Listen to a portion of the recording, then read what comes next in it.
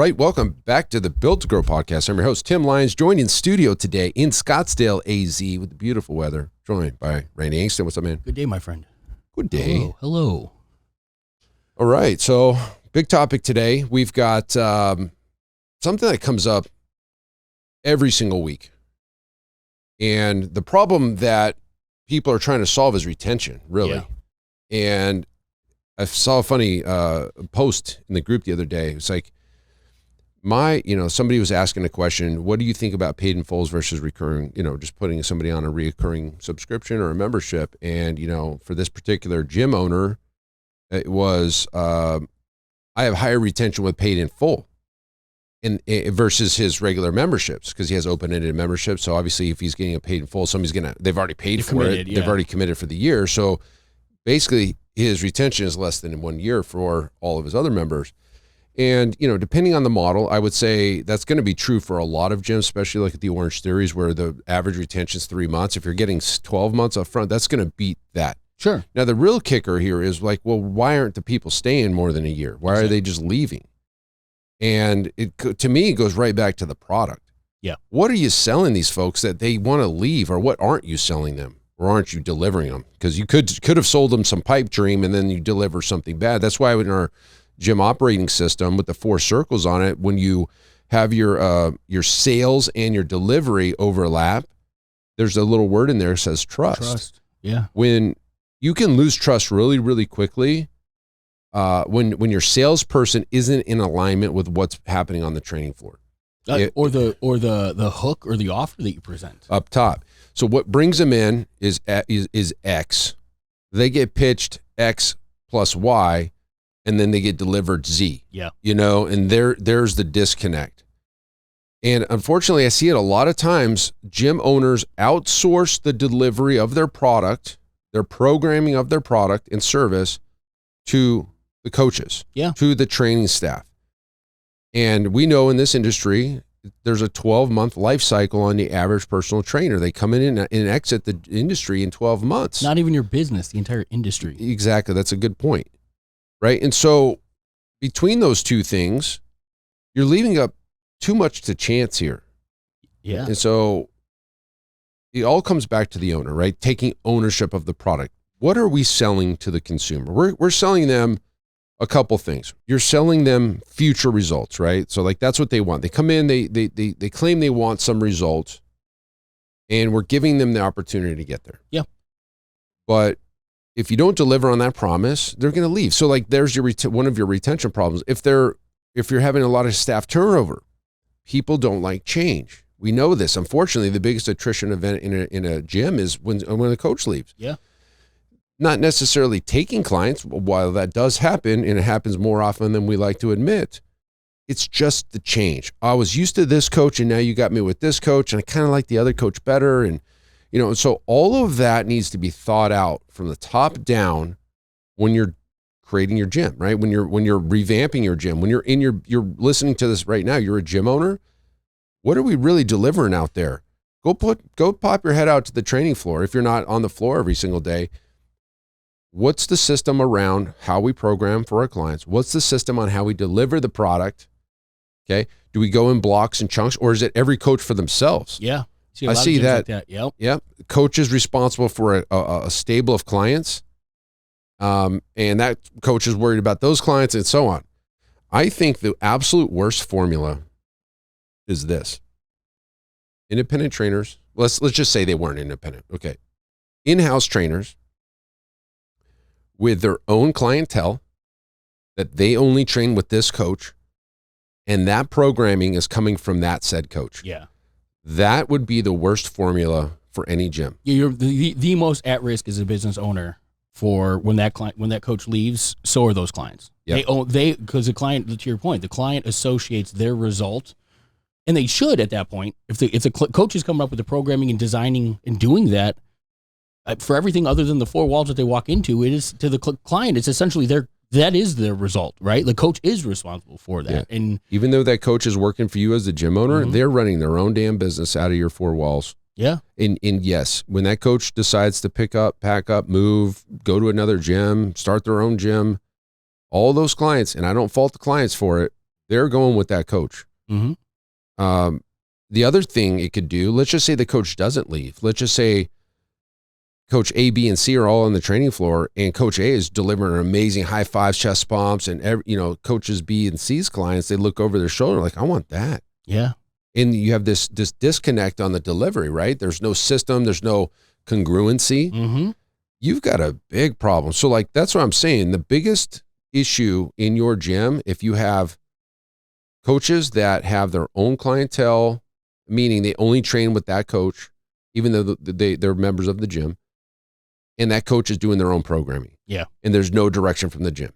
Yeah. You are looking for, this is like, it's like the fuse is lit. It's burning towards the explosive right now. Like it's going to explode on you.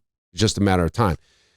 Whether or not you can cut that fuse before it ignites the explosive is your desire to take ownership of the operations, top down, from the programming to the delivery, to the music, to the temperature, to the smell.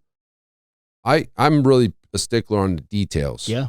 And I think it's the details that make a big difference between your gym and the guy down the street. One of the things we do here is we have a professional cleaning crew come in here 3 to 5 times per week. Yeah. And it's noticeable. I mean, Yep. you walk into this gym and that's the thing in this industry. I mean, everybody kind of feels like over the years, like there's been some disgusting gyms. Like gyms have had a bad rap. I mean, if you think of COVID and the regulation that was passed down on gyms, it was because they felt that gyms were a potential risk because of the dirty, dingy transfer of sweat and, whatever. That's not the case for somebody who is intentional about the cleanliness of the business. Unfortunately, I know gyms that don't even clean once a week. Yeah. Once a month. You have a cleaning crew. And you expect your coaches to clean. That's just not, look, guys, again, this is you as an owner, one, being cheap, but two, not taking complete ownership and control of your product, of your delivery, of your customer experience. Well, we can start even more kind of top level there. When we coach in our coaching program about delivery, before we get into the actual programming and the deep retention strategy, like how you actually implement what it is that keeps somebody there and gets the result, we start with the brand promise. Before anything else, what are you promising to the marketplace, to the consumer, that, back to your point, when you execute on that, it reconfirms their decision to buy from you? Are you a challenge-based business? Are you a weight loss transformation facility? Are you catering to long-term sustainable health and wellness, longevity? You have to be really clear about who you serve and why and how. And I think that a lot of gyms want to be we can handle anybody, we serve anybody, and that's the biggest mistake that you can make. Nobody, like even from the sake of making a decision, right? Like I always use Cheesecake Factory. You sit down, there's 300 menu options. Yeah, it's crazy. Right? Like the problem with that is the consumer has a difficult time making a decision when there are so many options that they're not even sure it's the right one for them. Mm-hmm. And if you're catering to the marketplace and you're like, oh, I could do sport performance athletes, I could do general fitness, I could do women's weight loss, we could do all of these different things, well, you basically have no identity, right? And so it's way easier to double down and know who you serve and what you are, and have a unique selling proposition. We do things differently here because of X, Y, and Z. But that has to be the foundation. That has to be the core values of your business, right? Your brand promise is exactly what you bring to the table to your consumer. I mean, an easy analogy is, I think it was Domino's Pizza. It was like hot and fresh in 20 minutes or less. Pretty clear, right? Mm-hmm. You get a pizza at 25 minutes, you could be pissed, right? They told me 20 minutes. It took longer. All right, cool. Now when I go to buy from a pizza place, I have the choice as a consumer of where I'm going to go, and they broke their promise to me, so I'm going to try someone else. As a business owner in the fitness realm, what are you promising to your clients? And if you're not executing that, to your point, you as the owner have to take ultra accountability to figure out what it is in your business. Do you have to coach your coaches up on how to deliver your brand, your programming? Are they aware of your brand promise and your core values? And ultimately, but everything rolls uphill. And you as the owner have to be hyper diligent and aware. I mean, we'll probably discuss a couple of the examples, but when you walk into the gym, you have a different scope than the coaches in here and even Zach, running the ship. And I'm always looking for the details. I mean, one small example of details that make a big difference to me was, we have cameras in here or whatever. And, back when they used to work, long story, but we had so many cameras in here that we had to upgrade our, it was just overloading our Wi-Fi. So like all the computers were dropped because we had like 50 cameras. Anyways, long story short, it's still recording, by the way. Don't get any ideas. Don't get any ideas. I was just watching in the morning. I was like, okay, it looks busy in there. And I was just kept noticing like this beam of light coming in through this window, just hitting the angle. It was like going right onto the turf. Like, man, that's annoying. Clients weren't saying anything about it, but I didn't like it. And I didn't like this beam of light like shining in people's eyes. So, I was like, next day, I was like, guys, we got to get shades on all of these. Got the shades guy out there and put shades on all these back windows because the windows are forever. It would just have no shades on them because it's a beautiful view to the mountains. Sure. And it's like, let's keep these open, right? So now we have the windows down and in different times of year it would hit. So it wouldn't happen all year. It would just happen during like 3 months of the year, like beam right in these people's eyes. Like, screw that. That's not going to happen here. Like some people are just like, it is what it is for 3 months. I was just going to get to that, right? You made a decision with what you were seeing that it didn't have to happen. It wasn't something that affects, the success or failure of the entire business, but you have the option as the owner of, hey, can I correct this issue so that it's a non-issue for anybody? Or do I just let it run and, maybe clients just deal with the inconvenience, but they don't have to because of a decision you've made. Yeah. No, it's a non-issue. Yeah. I just got rid of it. Yeah. We're not going to worry about that. So another thing that definitely as an owner, you need to take in consideration with coaches coming and going, or even the coaches that you have on the floor, even if they were there for 5 years, doesn't matter. Consistency is more important than quality. Okay. Let me repeat that. Consistency is more important to your gym than quality. How do I know that? Well, I know that if you have a great product that's delivered inconsistently over every different coach or every different hour of the day or 2 days in a row, it's a great product. The product is your programming. It's just delivered different. The kettlebell swing is taught differently. The coaching cues are taught differently. The deadlifts are taught differently. The squat cues are taught differently between coaches. The quality of the product is now irrelevant because they're looking at well, you said this last time and now this time. Irrespective of this programming that you have, it's the consistency of the delivery that is more important. It trumps the product itself. How do I know that? McDonald's. We're all gonna agree that McDonald's doesn't have the best gourmet chefs in the world making those burgers back there. In fact, half of them are machines now. True.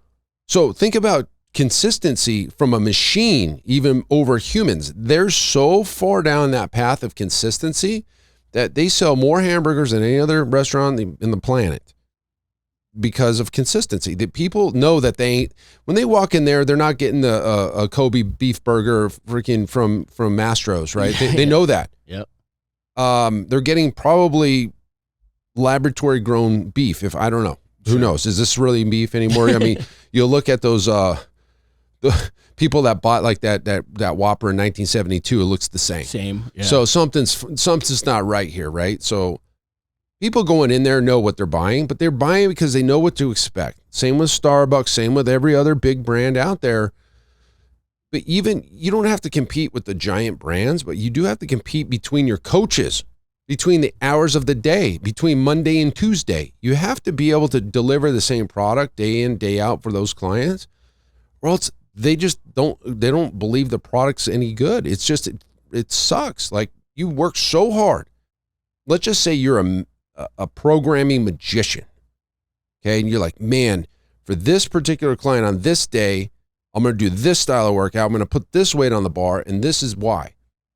Okay. You could do all of that, but deliver crap on the training floor or you coach it one way day one and a different way day two.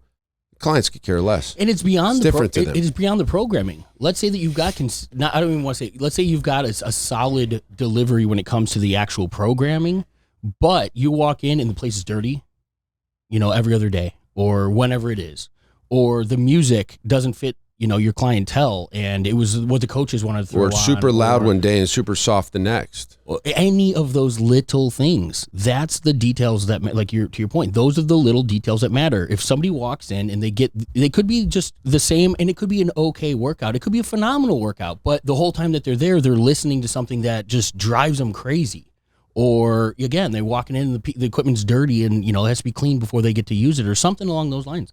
That gives them the decision to, it leaves those little bad tastes in their mouth. And it's only a matter of time where a couple of those, tip you over to where now they're deciding that maybe something else, somewhere else, is a better home, even if your product is delivering a result. You have to be so hyper aware. Like, I'll give you a great example. I was in here the other day. Zach was on holiday or whatever, and one of our coaches wearing a zip-up jacket doesn't match our colors. Like, what are you doing?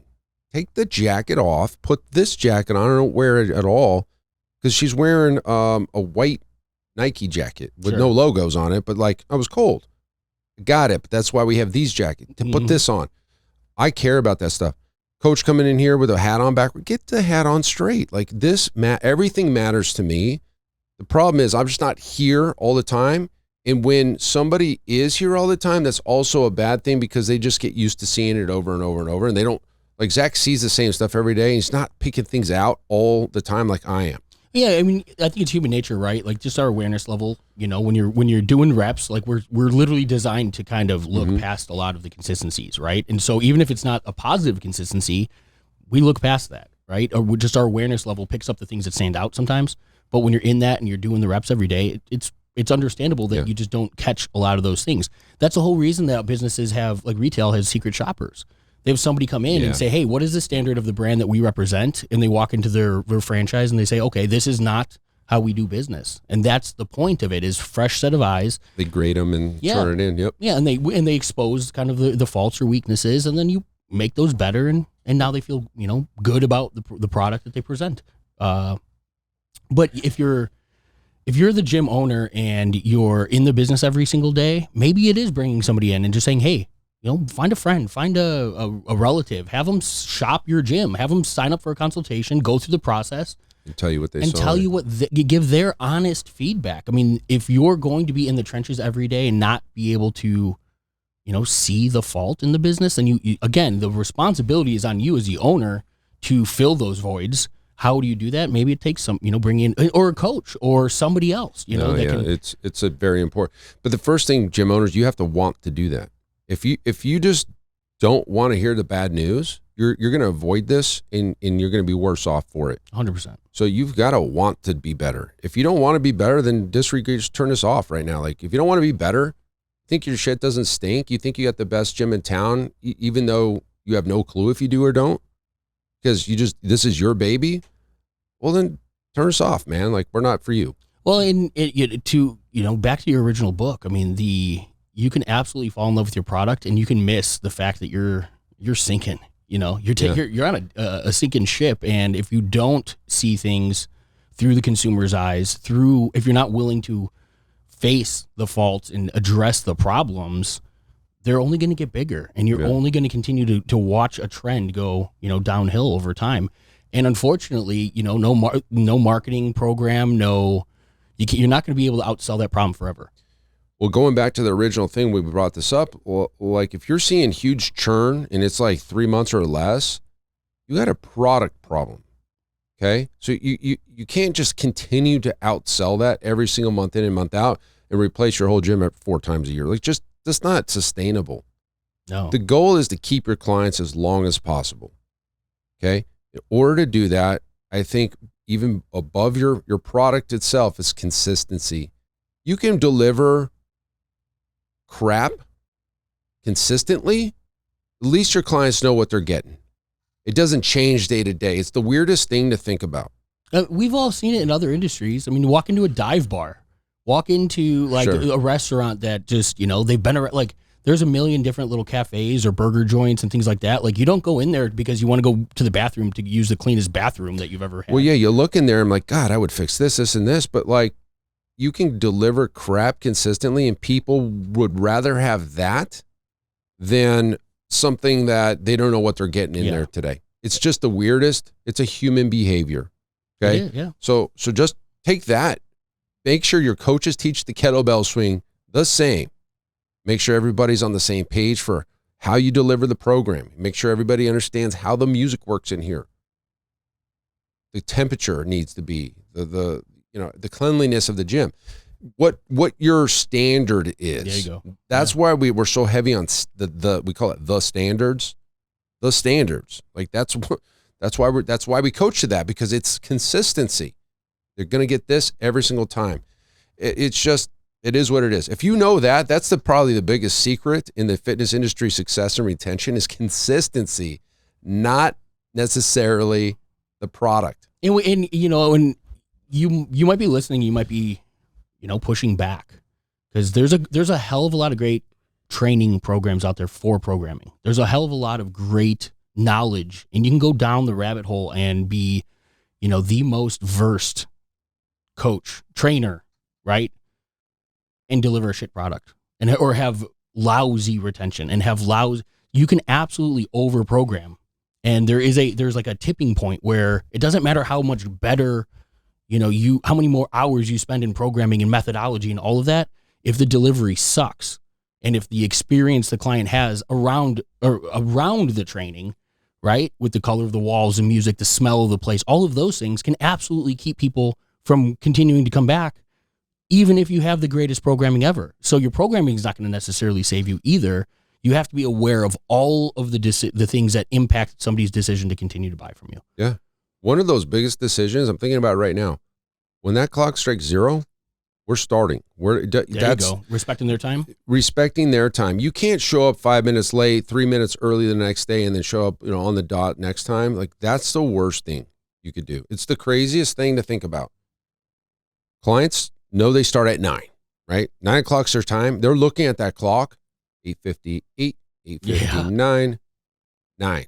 Boom. Am I starting or am I not starting? Okay.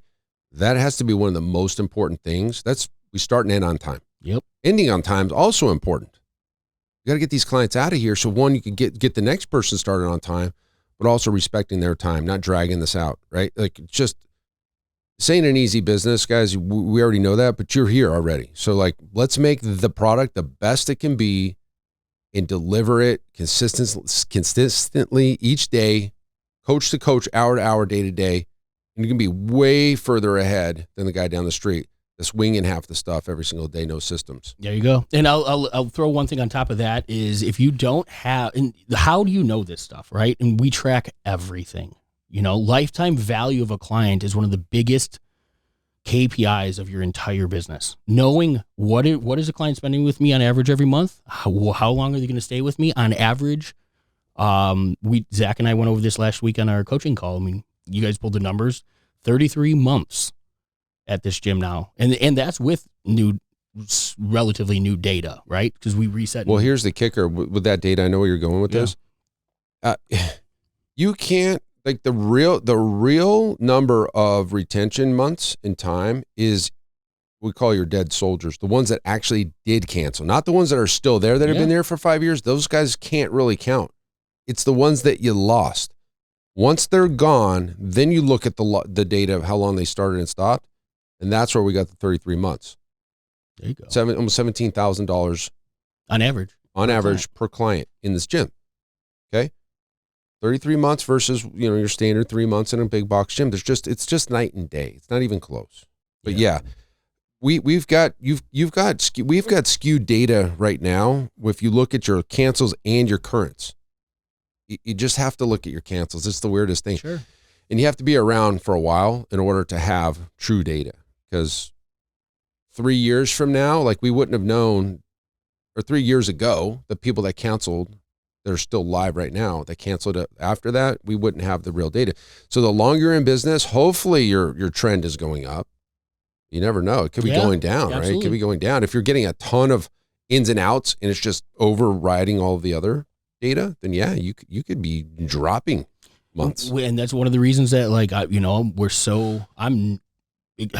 pretty much anti-challenge for reasons like that, right? And again, it goes into, part of it is what you're telling the marketplace that you provide, right? What is the hook that you're bringing people in with? Are you bringing people in for the idea that this is a long-term lifestyle type commitment, or are you trying to make a sale today, have some fat fall off somebody and hope that you can deliver on that result in 6 weeks and hook them again to stay long-term? And again, it comes back to kind of the bait and switch, right? You promised them X and now you're expecting them to decide on Y at the end of, set term. It's incongruency in your beliefs and the conversation to your consumer. It's just every way you skin that thing, it's a horrible model. Every single way. And yet it's every single day I talk to gym owners that are looking for the next challenge. Don't do it, guys. Yeah. Fix your product first, fix your consistency, fix your brand promise. We do all this stuff. This is what we speak about in our coaching program, guys. If you want help with this stuff, I know it's a lot. It's a lot, but we're very passionate about it. We fixed a lot of things over the years that make us where we are today. This is a 15-year-old business. We've learned a lot along the way, but we've put it all in a nice packaged program for everybody to learn from. Learn from our mistakes. And we just added the SOP in a day workshop to it. Yep. So now, obviously we talked about the systems, we coached the systems, we lay out the systems. We went one step further. Tim did a workshop for our Iron Circle where he actually showed them how to develop, create, write out, build the binder of standard operating procedures for your gym. So now that you have the application, not just the theory of what those need to be. And we put a little cherry on top when I created a GPT for SOPs. There you go. Yep. They have all of our SOPs built into it, so you can leverage the SOP, the custom GPT that we created for SOPs. And it's already been educated on all of our systems and all of the frameworks of how to do it. And it will rattle out 100 SOPs that you need to create, and boom, it'll do it for you. Design, make them specific to your gym, but it's doing it with you, right? Yeah. So that's in our accelerator program now. We just upgraded it and threw the cherry on top of that one. So hopefully that helps you guys. I know this was a long one, but we're passionate about it. This is the solution for you guys. It's not a new marketing whiz bang marketing hook. It's not a new, NLP sales tactic to get that person to kind of nod and, you tap your pen and you circle things as you're looking at them in the eye. It's just, that's manipulative, whatever. It's not all that. It's the tried and true things that keep people here at least 33 months. I mean, other gyms probably a little bit longer that we teach, that we work with, but hopefully that helps you guys. Jump on it, get on a call with us. Would love to help you guys out, the Business Accelerator Program. That's it for this episode. Until next time, keep changing your lives. We'll see you on the next show. Bye. All right. Thanks for listening to another episode of the Built to Grow podcast. If you want more help growing your business, join our free Facebook group, Profit Accelerator, helping training gyms grow to $30,000 a month and beyond. We'd love to see you there. Go check out the show notes for the link and keep building something great. And we'll see you in the next episode.